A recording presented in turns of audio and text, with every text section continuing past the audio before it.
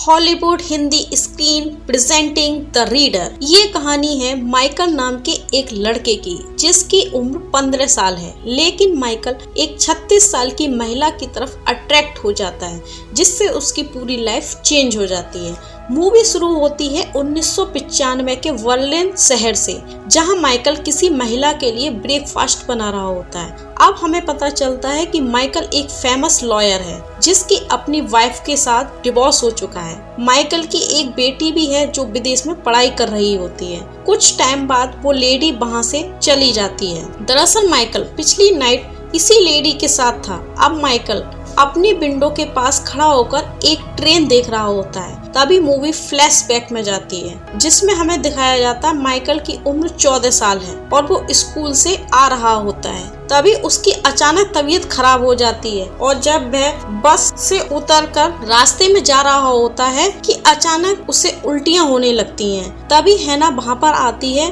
और उसकी हेल्प करती है। साथ ही वो उसे उसके घर के बाहर छोड़कर आती है। माइकल को स्कॉटलिक फीवर होता है जिस वजह से उसे 3 महीने घर पर ही रहना पड़ता है।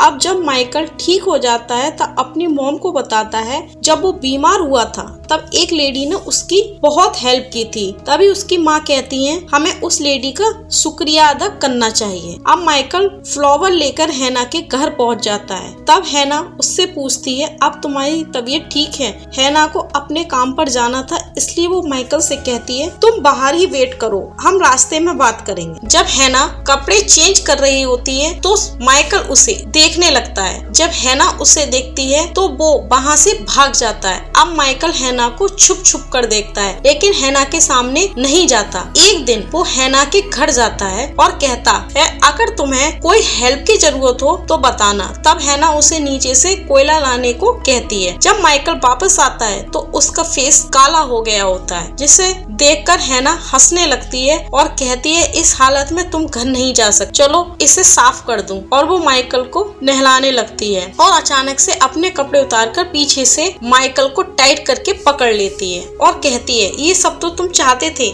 इसलिए इतने टाइम से मेरा पीछा कर रहे हो। इस पर माइकल कुछ नहीं बोलता और ये दोनों सेक्स करने लगते हैं जिससे ये दोनों बहुत एंजॉय करते हैं। अब माइकल अपने घर जाता है। उसके डैड पूछते हैं तुम इतना लेट कैसे हुए? इस पर माइकल कहता है मैं रास्ता भूल गया था। अब माइकल अपने पिता से कहता है मुझे कल से ही स्कूल जाना है। उसके डैड मान जाते हैं। दरअसल स्कूल जाना तो एक बहाना होता है, माइकल को तो हैना से मिलने जाना था और होता भी ऐसा ही। माइकल स्कूल बंक मार के हैना से मिलता और ये दोनों बहुत सेक्स करते क्योंकि माइकल लड़का था और हैना का भी कोई नहीं था, जिस वजह से माइकल और हैना फुल सेक्स लाइफ एंजॉय करते हैं। अब काफी दिनों के बाद माइकल और हैना सेक्स करने के बाद एक दूसरे को देख रहे होते हैं। तभी माइकल पहली बार हैना से उसका नाम पूछता है। तभी हैना कहती है नाम से क्या फर्क पड़ता है? माइकल कहता है हम इतने दिनों से साथ हैं पर अभी तक एक दूसरे का नाम तक नहीं जानते। दरअसल ये सब अब तक सिर्फ सेक्स ही एंजॉय करते हैं और निकल लेते हैं। तब हैना अपना नाम बताती है मेरा नाम हैना है और मैं 36 साल की हूँ।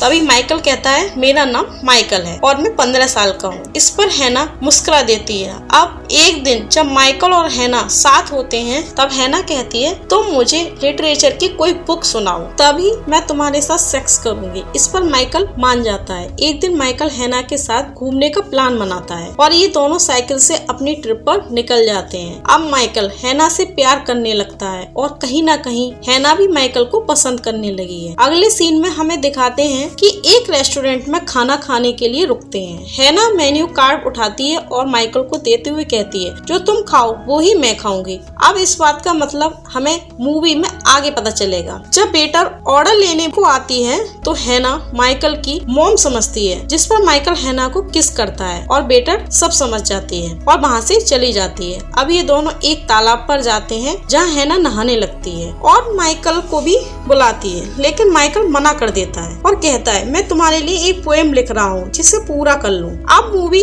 दोबारा से प्रेजेंट टाइम में आती और माइकल के हाथ में वो ही पोएम होती है जिसे वो सुना नहीं पाया था। अब माइकल किसी केस के सिलसिले में कोर्ट जाता है। कोर्ट रूम में उसे पुरानी बातें याद आती हैं और मूवी एक बार फिर फ्लैशबैक में चली जाती है जहाँ माइकल को एक स्कूल में दिखाया जाता है जिसमें पढ़ने वाली एक लड़की माइकल को लाइक करती है, लेकिन माइकल उसे भाव नहीं देता क्योंकि माइकल तो तो हैना में खोया रहता है। नेक्स्ट सीन में हमें दिखाते हैं हैना का प्रमोशन हो जाता है और उसे ऑफिस वर्क मिल जाता है, लेकिन वो इस प्रमोशन से खुश नहीं थी और माइकल से भी अच्छे से बात नहीं करती। इस पर माइकल उसे पोएम सुनाने लगता है, जिसे हैना और चिढ़ जाती है और माइकल को एक चांटा मार देती है। लेकिन बाद में हैना मान जाती है और ये दोनों सेक्स करने लगते। इस बार हैना कुछ ज्यादा ही सेक्स करती है। इसका रीजन हमें अगले सीन में पता चलता है। दरअसल हैना माइकल को बिना बताए यहाँ से हमेशा के लिए निकल जाती है। अगले दिन जब माइकल हैना के घर आता है तो वो देखता है हैना का पूरा घर सब खाली है, जिससे माइकल को बहुत दुख होता है। इसके बाद हमें दिखाते हैं 8 साल बीत चुके हैं और माइकल लॉ का स्टूडेंट है। अब ये सब स्टूडेंट एक केस की सुनवाई देखने के लिए जाता है, जिसमें कुछ औरतें पर ये इल्जाम होता है उन्होंने 300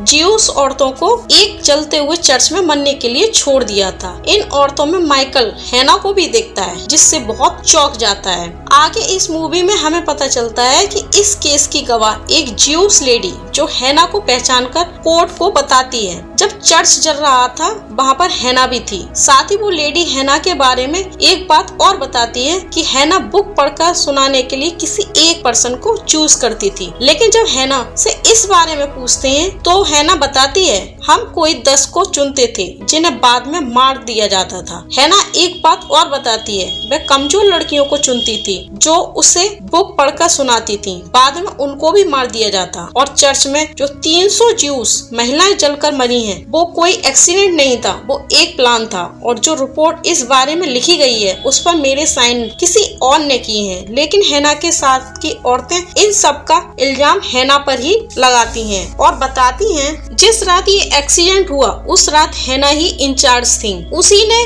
गेट नहीं खोला था। अब कोर्ट हैना का हैंड राइटिंग मिलाने को कहते हैं। तभी हैना अचानक सभी गुनाह कबूल लेती है। ये सब देखकर माइकल एक बात समझ जाता है कि हैना को पढ़ना नहीं आता, इसलिए वो कभी खुद बुक ना पढ़कर दूसरों से पढ़ने को कहती। अब हमें समझ में आता है हैना ने होटल का मेन्यू कार्ड इसलिए माइकल को दिया था खाने का ऑर्डर करने के लिए। साथ ही जब हैना का प्रमोशन हुआ था तो उसे ऑफिस जॉब मिला था, जिससे वो बहुत परेशान थी और जॉब छोड़कर चली गई थी। माइकल ये बात समझ जाता है ये सारी औरतें मिलकर हैना को फंसा रही हैं। माइकल अपने प्रोफेसर को ये सारी बातें बताता है, लेकिन प्रोफेसर हेल्प करने से मना कर देते हैं क्योंकि हैना ने खुद ही सारे इल्जाम कबूल कर लिए हैं। अगले दिन माइकल हैना से इन सब के बारे में बात करने के लिए जेल में जाता है, लेकिन वो हैना से बिना मिले ही लौट आता है क्योंकि हैना ने जो उसे 8 साल पहले छोड़कर गई थी वो उस बात को भूल नहीं पा रहा होता। साथ ही माइकल हैना को भी उन औरतों की मौत का जिम्मेदार समझने लगता है। अगले दिन की सुनवाई में हैना को कोर्ट उम्र कैद की सजा सुनाई जाती है और दूसरी औरतों को सिर्फ 4 साल की सजा मिलती है। इसके बाद माइकल अपनी लाइफ में बिजी हो जाता है और शादी करता है, जिससे एक बेटी होती है जिसका नाम जूलिया, जिससे वो बहुत प्यार करता है। लेकिन माइकल अपनी वाइफ के साथ दिल से कभी नहीं जुड़ पाता क्योंकि कहीं न कहीं माइकल के दिल में हैना के लिए प्यार आज भी जिंदा होता है। इन सब कारणों से माइकल का तलाक हो जाता है। एक दिन जब माइकल अपनी बुक पढ़ रहा होता है उसे वो ही एक बुक मिलती है जिसे वो हैना को पढ़कर सुनाता था। तभी माइकल वो एक आइडिया आता है क्यों ना वो इन बुक की रिकॉर्डिंग करके हैना को भेज दे, और माइकल ऐसा ही करता है। उस बुक को पढ़ता है, साथ ही रिकॉर्ड करके हैना को भेज देता है। हैना ये रिकॉर्डिंग सुनती है तो बहुत इमोशनल हो जाती है और जेल की लाइब्रेरी से बुक लेकर खुद ही पढ़ना लिखना सीखती है और कुछ टाइम बाद वो माइकल को लेटर लिखना शुरू कर देती। लेकिन माइकल इन लेटर का कोई रिप्लाई नहीं करता। अब हैना को जेल में 20 साल पूरे हो चुके हैं, इसलिए हैना को छोड़ा जा रहा होता है। इसलिए माइकल हैना को रिसीव करने जाता है। जब वह जेल पहुंचता है तो उसे पता चलता है कि हैना ने सुसाइड कर लिया है और माइकल के लिए एक लेटर और बॉक्स छोड़ गई है जिससे कुछ पैसे होते हैं। ये पैसे उसकी पूरी जिंदगी की कमाई होती है। हैना ने लेटर में ये बात लिखी होती है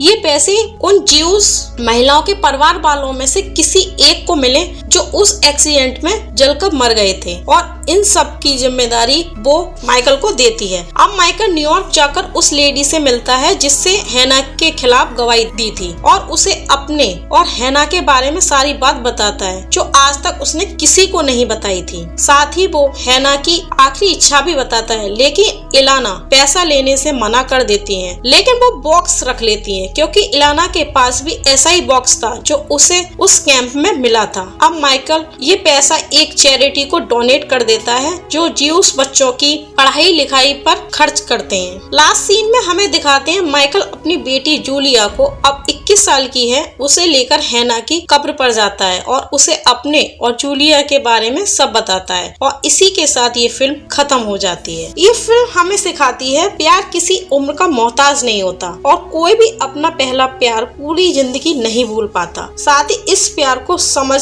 नहीं सकते, सिर्फ महसूस कर सकते हैं।